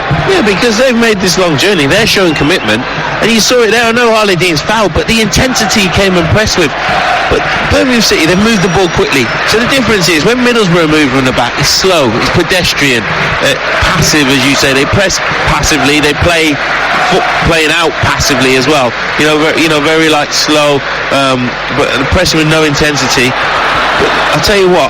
When Bellingham got that ball earlier and he tried to play that ball into Crowley was on his heels because the ball was perfect for him to go through and he would have been in on goal. But yeah, everything about Middlesbrough, even there, they've gone and pressed, but this energy levels aren't there, so that's why the fans are frustrated, because they at least expect passion. I think some of the Middlesbrough fans are just beginning to turn on their team, particularly Shotton, who was by that corner flag on the far side when the ball went behind a few moments ago. Shotton showed his frustration, and I think a number of Middlesbrough fans showed their frustration with him. Yeah, and because they've seen a lot of he's one of the more experienced players, and he'll be on a decent money. But I'm not saying that Shotton's not trying, but he's been out jumped. Everything's come down. He's having a poor night. He's having a difficult time, but they're just frustrated, full stop, and that's what happens, when you travel this way, they expect better. They'd have expected to come tonight and get something, and they expect Middlesbrough to be competing for top 6 minimum. Now Howson, and they had their lowest crowd for over 4 years at the Riverside on Tuesday. And it's a sellout crowd there tomorrow. England's women playing Brazil, and the way things are going, it might be the only sellout crowd at the Riverside this season. Yeah, because when that place is rocking, they get behind them. They had a great promotion season, but it's frustrating for them. But you just saw Robbie Keane and Jonathan Woodgate both throw their heads back because they'd worked the ball across. The ball was on into Dykestil's feet, but because he was done so slowly, they ended up turning back, and they're both like, come on, boom, boom, boom, ball speed across the back. That's the shout you get given. That's what you work on in training. Move the ball quickly with intensity, purpose. Well, the Borough strikers have a fantastic coach in Robbie Keane to learn off, but you can't be a good striker if you don't get the ball. You need service. 100%. And yes, you got to move and that, but British Assombalonga's like, he's hardly had a touch. I don't think he's had anything in the opposition box. Now Tavernier.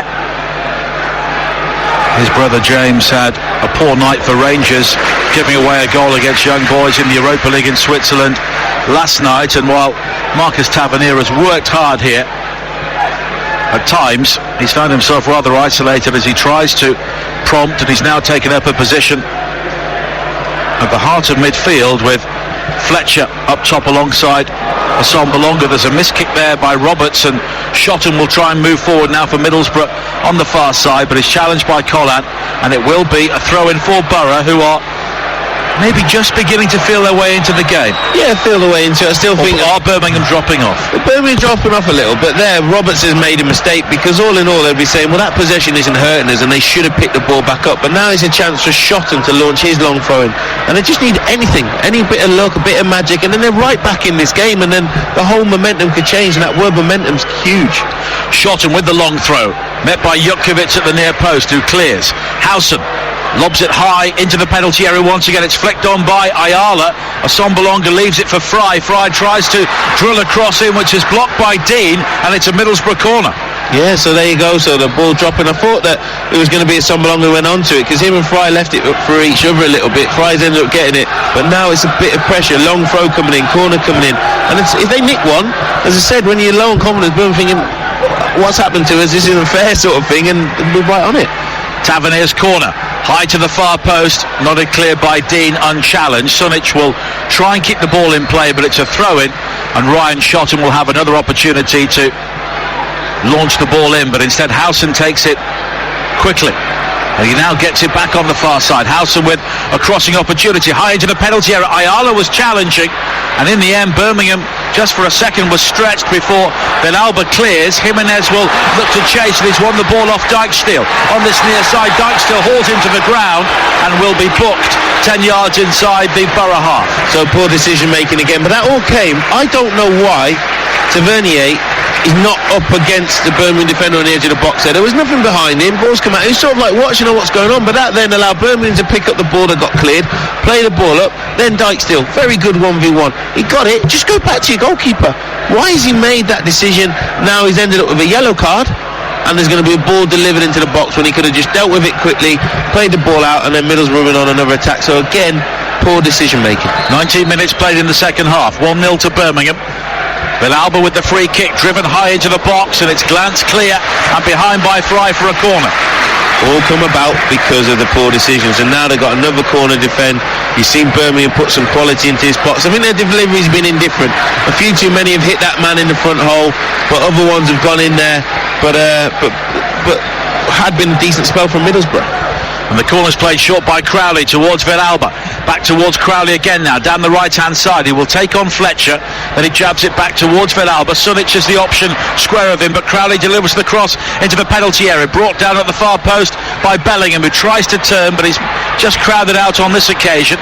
Tavernier will try and play it forward, and with the help of Dijksteel, Middlesbrough will hook it up towards the halfway line. Sunic goes through the back of Assombalonga, and it's a free kick to Middlesbrough, tight to the touchline on this near side, and it's taken quickly, and then too quickly. I think the referee there has given a sympathy vote to Middlesbrough because Tavernier took it, it was an awful free kick, and then everybody stopped and the referee said have another go. Yeah, because it's not like Sunsic was in his way. He was backing off, so Tavernier was able to take it. Poor free kick, and yeah, I totally agree. That was a sympathy one from the ref because he just passed the ball away, in my opinion. 65 minutes played. Middlesbrough trailing by a goal to nil, but they're having their best spell of the game, but now Dijksteel has given it away. Bellingham tries a back heel in the wrong area. Tavernier brings it forward, but then Bellingham redeems his mistake with the challenge, but it turns out to be a foul, and it's a free kick here for Middlesbrough, 25 yards out, right of centre, and the 16-year-old there maybe just tried one trick too many. Yeah, in the wrong area. That's what. If that had been in the final third, you go fair enough, and I know he did his feet around the halfway line, but where that was, the way the game is at the moment, as you said, Middlesbrough having a bit of possession, a bit of pressure. Wrong decision because he had nowhere to go, so now there's going to be a ball into the box, but he's 16 years of age, he's got to learn from it, but he's playing in the big man's game, if you like. So, but yeah, that was the first thing he's really done wrong for me tonight, but another free kick for them to defend now. Free kick is played short, then Wing tries to play it in, but Crowley quickly closes him down. It deflects off Crowley, loops high into the air. Birmingham are able to clear. Howson just lumps it back over the top. Assombalonga with a header towards goal. It was some way over the top, but that will go down as a Middlesbrough attempt on goal, and there have not been too many of those. Yeah, they're certainly rare, few and far between, but I'd be keen on Jonathan Woodgate having a word with the fourth official. Crowley that was one of the worst free kicks I've seen. How they worked it, touched it. Well, of course Crowley's going to come and close it. The ball was live.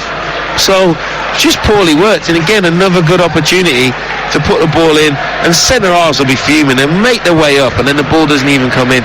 And I think there's a lot of work for Jonathan Woodgate to do on this training ground over this international break. No matter how this game finishes up, even if they do scrape a point, that will be papering over a lot of cracks. Because at this moment in time, Middlesbrough are not at the levels they need to be at. And look, Woody's a great lad. He's he's a good coach trying it, but there's a lot of learning here for him. Dijksteel now down the right-hand side for Middlesbrough. He'll try and take on Pedersen. Needs support square of him, and eventually continues and goes all the way back towards Ayala. Ayala opens up the angle for the cross, right-footed, but he was closed down by a lunging Bellingham, and it spins behind for a corner. And I wonder if Bellingham may have a problem here with cramp. Yeah, I thought that when he gave the free kick away, he had a little feel towards it in his hamstring, and now he's feeling towards his calf. But that's natural. Is he getting the nervous tension as well?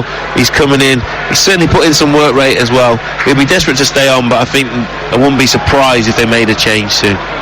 If you look at his body shape, he's ideally suited for the sort of role that Birmingham have been playing him in tonight.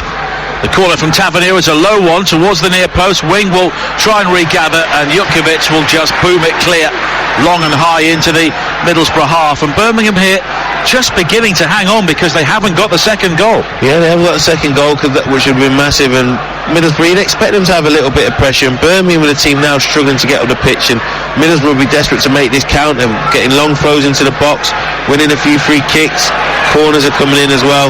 So maybe Birmingham might need to make a change. Middlesbrough have brought fresh legs on, that's probably giving them this impetus, and Birmingham will probably, they do look like they're tiring a little, so I wouldn't be surprised maybe Gary Gardner, David Davis or someone just to go and start pressing around there.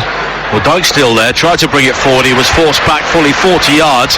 Asombalonga has now been cleaned out by Sunic, but the Croatian won the ball, and here is an opportunity for Collan to come forward down the Birmingham right. They lead 1-0 with 21 minutes to play. The crossing from Crowley, Jutkiewicz with a header, never got hold of it, maybe more shoulder than head in the end. And Jutkiewicz may have a problem as well as he hobbles back towards the halfway line, and Randolph makes a comfortable save. Been a few times, haven't there, where Jutkiewicz, even in the first half, was jumped and then moved a bit gingerly afterwards. I wonder if he was carrying a knock. Tavernier now for Middlesbrough, plays it wide to the far side. Howson's cross into the penalty area, and it's a comfortable claim for Camp.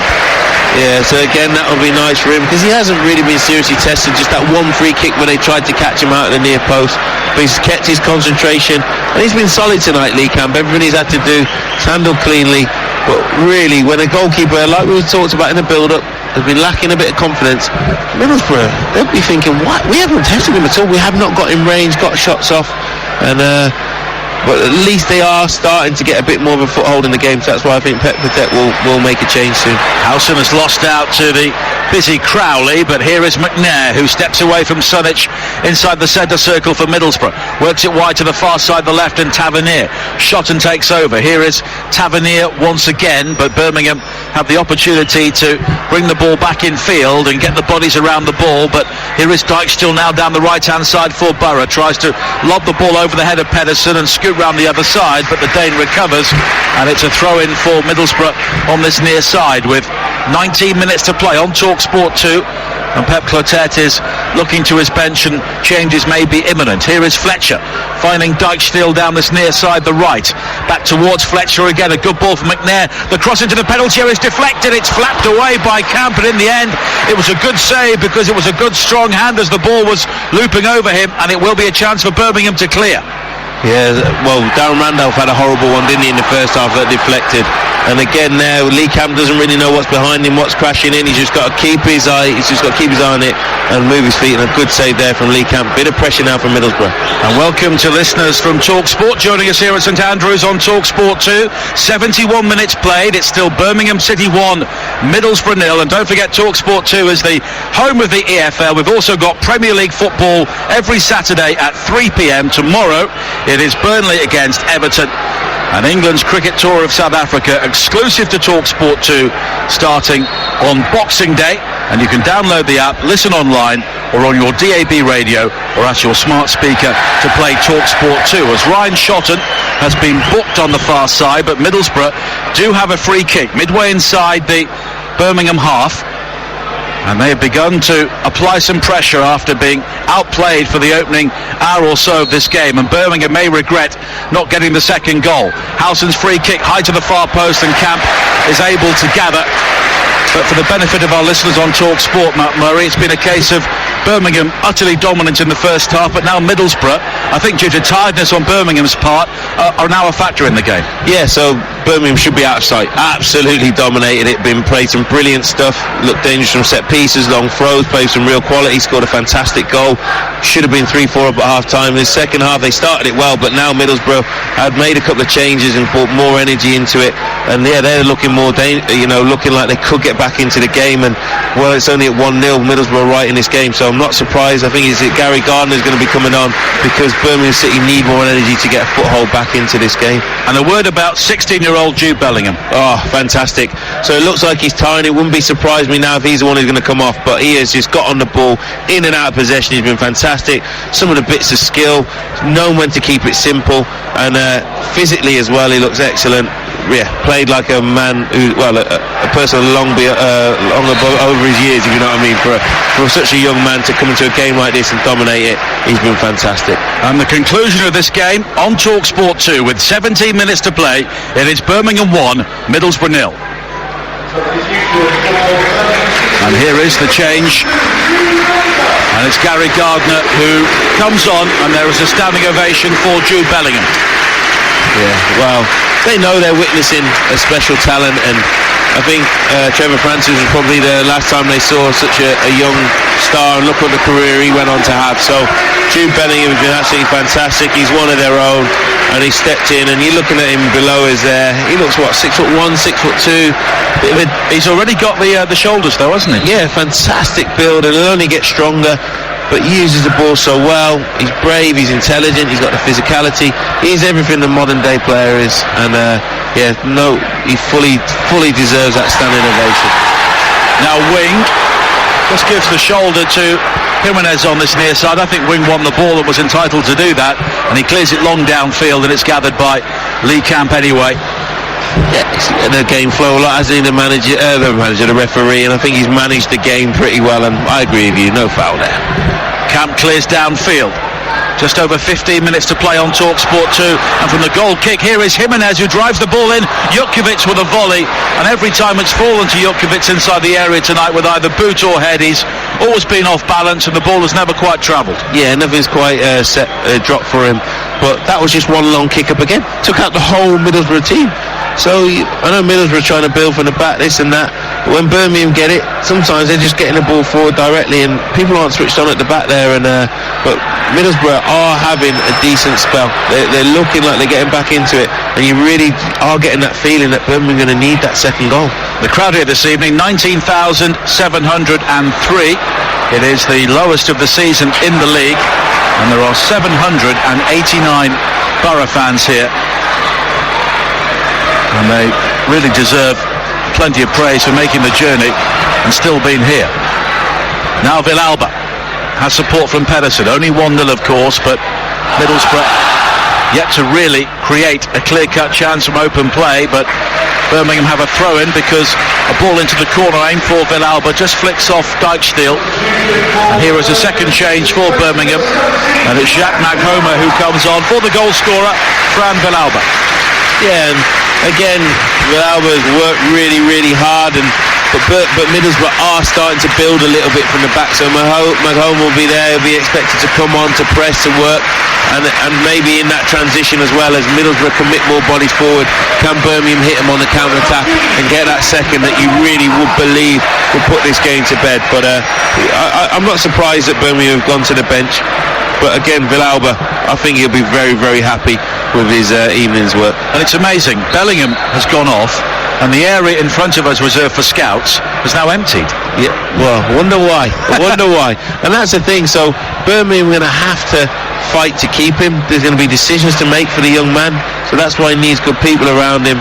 It sounds like his mum and dad are doing a pretty good job at the moment. They are, but there will be time when he needs to maybe get a bit of help as well, but he has to pick that and make the right decisions.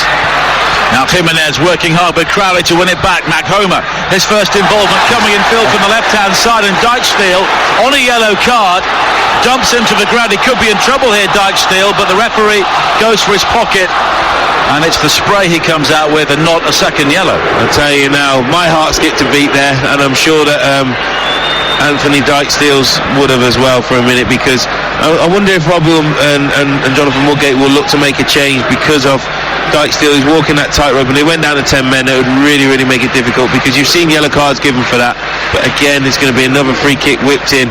But that straight away, pressing higher, getting on the ball, forcing Middlesbrough into mistakes, but a dangerous moment here for Middlesbrough. Gardner and Maghomer over the free kick. Maghomer drifts it in towards the far post beyond everybody, and it's a goal kick, and it's a waste. Yeah, they held the line well, Middlesbrough, but Maghomer will be disappointed. Very casual as he stepped up there and didn't give chance for anybody to get onto it, and well defended from Middlesbrough, but from a Birmingham City point of view, they'll believe that they should put better quality in with all their big target men. And there's Terry Connor leaving, so he'll be there watching the few Irish players on show. Definitely, obviously, Darren Randolph, who will be in that squad. But Middlesbrough are improving a little bit, which will give Jonathan Woodgate a bit of hope. But improving from a pretty low base. Yes, to say the least. It was not hard to improve from what they were doing in the first half. Now Dean plays it forward for Birmingham. Jimenez claims he was strong-armed by his fellow Spaniard Ayala, but no free kick given, and we have 11 and a half minutes to play. Birmingham leading by a 1-0 in the Championship on TalkSport 2 with Screwfix, proud partners of the EFL, trusted by the trade for 40 years. Now Dyke still down the right, a low ball snaked into the penalty area, cleared as far as McNair. McNair slips as he looks to find Dyke still. Now Howson with another long, lazy high ball into the area, and Camp does well under pressure with Fletcher and Assombalonga bearing down on him, and he makes the claim. Yeah, so from a Middlesbrough point of view, they've been a little bit floaty, those balls coming in, difficult for the strikers, makes it Lee Camp favourite. He's dealt with one really awkward deflected ball over his head, but the other ones you'd expect him to deal with, but you still have to go and deal with it. And he's took them cleanly, not elected to punch or anything. He's held them well, and credit Lee Camp, he's showing his experience, because definitely a goalkeeper under pressure coming into this game, but he's handled well. Rudiger Stead will be on shortly for Borough as Crowley looks to trick his way beyond the challenge of Shotton. He's cleared away. The referee goes for a Burton there, but Howson then slips as well, and the free kick has been, or rather the throw-in's been given to Birmingham, and Jeremy Simpson, the referee, tries to re-establish his authority and fails. It was a funny little slip, a good cheer from the crowd, but I'm not surprised Gested's coming on, because Middlesbrough are trying to put a few crosses into the box, and that's what he thrives off. But still, I think when Middlesbrough got there, the quality in hasn't been good enough, and but you know, it may become unhelped Britta Assombalonga. Now Jukovic brings the ball down on his chest, midway inside the Middlesbrough half, wide towards Mike Homer, who slips a couple of times on this near side, then plays it low towards Crowley, who tries a dummy on the edge of the area, but Fry wasn't fooled. Tavernier, though, has to play it back towards Randolph, who very deliberately plays it square towards Ayala. And the former Liverpool man brings it forward now for Borough, as more supporters begin to make their way out of St Andrews with 9.5 minutes to play. Assombalonga for Middlesbrough, 25 yards out, bearing down on goal. Sudic, though, with a brilliant recovery challenge, coming in from behind, but he cleanly won the ball, and Birmingham City will be very grateful he did. He's done that so much tonight. I've been really impressed with him. I think he's used the ball well, but the way he's protected and broken up play. So some people said that he've told me when I was coming into the ground that he can be a bit rash of his challenges, but I think he's timed everything to perfection and been really good. Now Colin looks to use his pace to go beyond Shotton. Shotton goes to ground. Colin continues deep into the area, low into the 6-yard box. It's blocked by Randolph. Mike Homer's shot is also blocked. Square towards Gardner. It's off the inside of the post. Bounces across the 6-yard area. Wide to the far side again. Jukovic with a header towards goal. And somehow Birmingham failed to get the second goal again. Yeah, so really good play from Colin. He's been excellent tonight. He's been the supply line. Too strong for Ryan Shotton. Gets there. I thought maybe he'd have pulled the ball back first, but he decided to try and whip it across the face of goal and keep it alive. And Gardner does everything right. Randolph is beaten, and it comes back off the woodwork, and that would have put the game to bed. So a massive moment there for Birmingham City. Anthony Dijksteel has gone off, and Rudiger Stead has come on, and he gets a very special welcome from the Birmingham City supporters as a former Aston Villa man. Yeah, ex-Villa, isn't he? So he'd love a goal tonight, but it's up to him now to go and win the ball straight away. He's into it. Here is Gestede finding Fletcher. Fletcher with a shot is palmed away by Camp, and it's gathered ahead of Assombalonga. Yeah, nervy moment there for Lee Camp, but that's what Rudy Gestede can do. So you want to build from the back, whatever. Well, no, sometimes you have to go direct and look for things. So it's knees must now. So Gestede's on, and the ball goes up. Good flick on from him. Runners off the ball. Fletcher there, he probably wanted to keep the ball down better, but Lee Camp did fumble that a little, but was able to jump on the second, get the rebound. But Gestede straight away into the action, and Middlesbrough are just going to go all out now, and then probably rather lose again. They lose again 2-0, but at least they're going to go for it. They're going to take that risk. Odin Bailey is coming on for Birmingham, and it's Lucas Jukovic, who I think has played injured right from the very start, but he's a real warrior for Birmingham City, and he applauds the home crowd as he hobbles off towards this near side. And another teenager, Odin Bailey, who's come through the academy, comes on to replace him. Yeah, some academy here, the likes of Bellingham, and then Bailey coming on, but yeah, I agree with you. Jukovic, I don't think he was 100% going into this, but he probably said, look Gaffer, I'll give you everything I can, and then they'll wrap him up for the next week or so in the international break and get him right. But he's put himself about, he's given them that platform, but Gested's going to come on for Middlesbrough and try and do that role for them. But and this Bailey will look to try and seal this game for Birmingham City with his pace, because it's a very different build to Jukovic. And the challengers wiring in the midfield area. Gardner's won it back from wing. He looks to play it down the line on this near side and release Bailey, but Howson finds Ayala, who's in trouble inside the area. It's robbed by Makhoma. Makhoma tries to find Bailey inside the box. Wing will clear only as far as Sunic on the edge of the area. Right foot shot from him is just wide. Yeah, so we said earlier he's got previous. He scored from a similar range against Derby County. Fantastic strike, but all that spell has come about. Bailey come in. He didn't actually win the ball, but he set the tempo. Press him. Makhoma gets onto it, and it ends up dropping to Sunic, and good strike from him. But that's what you're on about. Come on, press, work, and well recognised by Birmingham. They need to make that change, and good impact from Bailey straight away. Now Crowley, who has been excellent for Birmingham, tucking in down the right-hand side. He finds Dean. Here is Pedersen in towards Makhoma, but it's a good covering challenge there from wing. Howson quickly plays it down the line for Assombalonga, but it's behind Tavernier, who does well to keep the ball in play, but then Makhoma makes the challenge, and Makhoma comes away with the ball. Infield again beyond wing, square towards Crowley, 25 yards out. He's got support from Jimenez to his right-hand side, and maybe should have used him as Crowley goes for goal, and it's blocked by the back of Fry, and it spins away on the far side for a throw-in. Yeah, if you don't score there, and it gets blocked like he did, then you have to play, he should have played Jimenez in, and good. The game's getting very stretched now. It's open. Tavernier he's tired. He's on his last legs. You can see how tired he is. Good play from Makhoma, but yeah, Crowley should definitely have played in his teammate there. Into the final 5 minutes. Here is Collan for Birmingham down the right-hand side. Back towards Crowley again. Collan takes over. There's a nutmeg on Fletcher, but Middlesbrough managed to bring the ball clear, and here is Fletcher now using his pace, coming in field from the left-hand side. He's been caught by Sunic on the halfway line, and Sunic receives the yellow card, and no complaints from him. Yeah, he took one for the team there. He knew that that potentially Fletcher could be driving in towards the defence if he went past him. It's a foul right on the halfway line, so booking late on. The game's getting quite open now, quite stretched. Middlesbrough are going to commit bodies forward, and that's where Birmingham, definitely with the pace of Bailey, and that can go and kill this game off Makhoma. But at the same time, they have to keep the ball and the back door shut and concentrate well, and I'm sure Middlesbrough believe they can get one more chance. Howson with the free kick, high into the area, headed up in the air by Sunic. Fry looks to nod the ball down, it's still not clear. Dean doesn't know where it is. He recovers, he then loses out to Assombalonga, who clips it across the face of goal, and it's scrambled in, and Middlesbrough may have stolen a point. Daniel Ayala bundling the ball in almost on the goal line, and a side which should have been soundly beaten before half-time have equalised with 4 minutes to play. Birmingham 1, Middlesbrough 1. We said this might happen, and Middlesbrough will believe they could get another chance. They've gone to their bench, they win the free kick, they hang it up there, but brilliant play from Britt Assombalonga, because he's fed off scraps all night, but the way he's got the intelligence to dink the ball over Lee Camp into that area, and then it's about commitment and putting your body on the line. And Way Ayala, I don't know what, he's just bundled it in. It's hit his chest, his knees, whatever. He's slid in, he's brave, and look at that now, from being so dominant, now it looks like Middlesbrough might nick a point, but they were coming back into this game. But wow, they should have been out of sight, Birmingham City, but credit Middlesbrough, they've kept going. Now Bailey will try and chase the back pass from Fry, and Birmingham will say it's robbery, but you've got to score.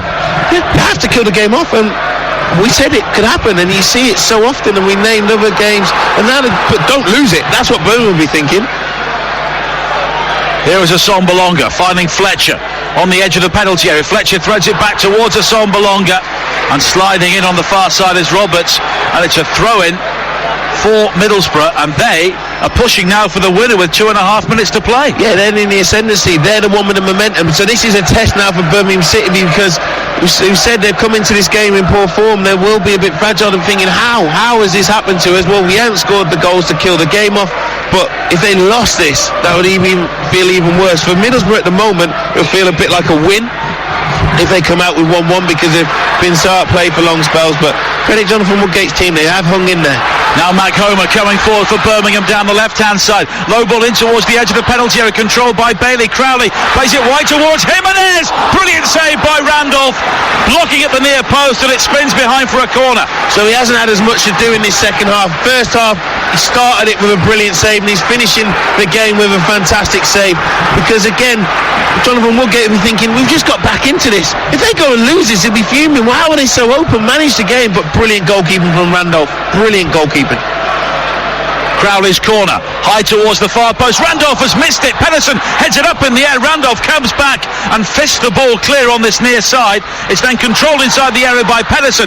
Pedersen with a high cross in. It's not clear as far as Sunic onto his right foot. Now wide towards Crowley down the right-hand side. Middlesbrough need to stand firm at this stage. Crowley again has support from Sunic. He delivers the cross. Bailey!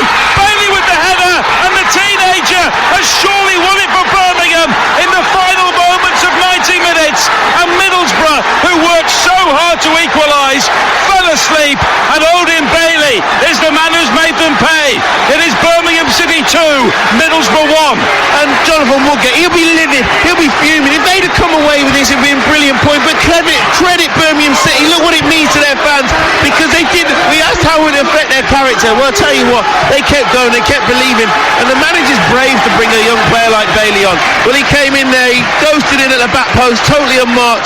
The cross came in too easy from a Middlesbrough point of view, but the quality of the cross is brilliant. Bailey keeps his eye on it, guides the ball home, shows his emotion jumping into the crowd. Has he got a yellow? No, I don't know if he did get a yellow card for jumping into the crowd, but look at those fans gone absolutely crazy. What drama at the end. But Birmingham, if they do come out, you would have to say they would deserve it if they come out on top. Odin Bailey's first goal for Birmingham, and we came here talking about Jude Bellingham. The 16-year-old was superb, but it's the 19-year-old who may have won the game. And now it's Mac Homer coming forward again, found by Bailey, plays it low into the penalty area. Jimenez was looking to finish it. He was challenged by Shotton. Middlesbrough are convinced the Spaniard dived, and a goal kick's been given, and we're into 5 minutes of added time. Well, I have to say, my hopes weren't high here this evening, but it's been a really good game. It's been really entertaining. It started, because both teams have been struggling for goals, but that meant that, but they've both been conceding goals, haven't they? So I think that you looked at it and you thought, how these teams approach it? Well, Birmingham came out of the trap so quickly. Middlesbrough, as you said, couldn't really be any worse in the second half. Credit Jonathan Woodgate, he made changes, got his team back into it, but then he will be fuming. If they'd have come away with a point, why are they committing so many bodies forward? What are they doing? I know they might be sensing blood or whatever, but still keep your balance at the back.